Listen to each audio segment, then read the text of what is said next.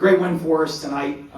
As the team, we talked about senior night, last home game of the year. Wanted to come out and play our best game of the season. Why not come out and do that? Why not come out and play to the level we can play at? I thought for the most part we did that. A couple too many issues and mistakes for us. Couple some errors in the game that we still need to fix. Unbelievable. I like some of the unsportsmanlike penalties that we you control those. Those were completely unacceptable. And I know it's an emotional game. Our guys are fired up. It's a rivalry game, but we got to be better there. Defense, unbelievable night, and we gave up the one blown coverage on the first series on the 70-yard play. And that was about it. I think Paul and the staff had a great plan. Our guys executed. We keep talking about, hey, if we can eliminate mistakes, we had the one mistake and cost us in the rest of the night just a dominant performance against one of the best offenses in the league, one of the top passing offenses in the league, and I think they had a great plan. Got after the quarterback, didn't let them get into rhythm at all night. I thought, also the ability to get some longer drives on offense to keep them on the sidelines and stay out of rhythm was a huge part to the game.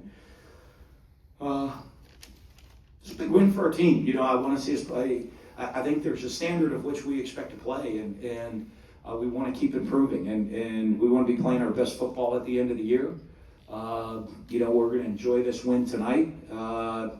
Give the guys 2 days off and get ready for another huge rivalry game next week. And then, and if we can peak at the end of the year, hopefully we have a chance to play for a championship and play our best football right when the days get shorter, the nights get longer, and the games get bigger. And that's what happens this time of year every single week. And so this was a big win for us, and it's going to keep getting bigger as we move forward. I am, and it came down, and I think everybody was like, everybody was what was wrong, right? And I've told you that the things that were wrong were fixable. They were mistakes. It wasn't attitude. It wasn't like we don't know what we're doing. It wasn't all of that stuff. It was, and it wasn't just like one person. We're going to fix one thing. And defensively, I think I give Paul a lot of credit, Gunther, and I give the defensive players a lot of credit of the ownership, right? Of sticking with it, of sticking with that ownership, and instead of worrying about negative energy, instead of worrying about, boy, we're giving all these yards, all these points, instead of worrying about that, it was looking and saying, hey, here's what went wrong on this play. Here's what went wrong on this play. Let's coach it. Let's teach it. Let's get better.